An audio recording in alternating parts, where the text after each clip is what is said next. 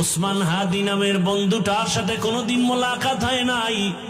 ও আল্লাহ, কিন্তু একটা পশু কেউ যদি আক্রমণ করে পশুর উপরে সহ্য করা যায় না, আর সেখানে একটা তাজা প্রাণ চলে যাবে।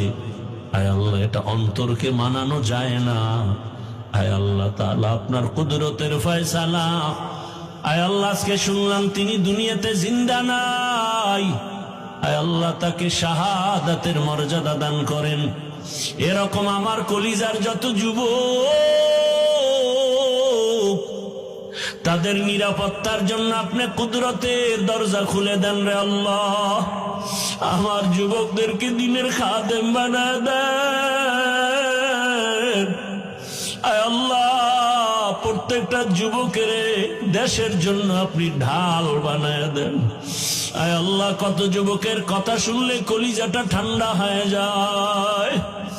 আমরা দিনের কাজ করি, দেশের কাজ করি, জনগণের পেছনে খেদমত করি এক লাইনে, আর আমার যুবক বাবারা কিছু আছে তারা ভিন্ন লাইনেই দেশের জন্য কাজ করেন, জনগণের জন্য কাজ করেন। আয় আল্লাহ, দেশের দরদি, জনগণের দরদি, দ্বীনের দরদি যারা, কুদরতের দ্বারা তাদের হেফাজত করেন আল্লাহ। আপনি ছাড়া আমাদের আপন কেউ নাই, আপনি ছাড়া আমাদের নিরাপত্তা দেওয়ার কেউ নাই। হায় আল্লাহ, ফেরেশতার দ্বারা নিরাপত্তার ব্যবস্থা করে দেন আল্লাহ। আর যেন কানে না শুনি, যুবক নাই, তাজা প্রাণ ঝরে পড়েছে।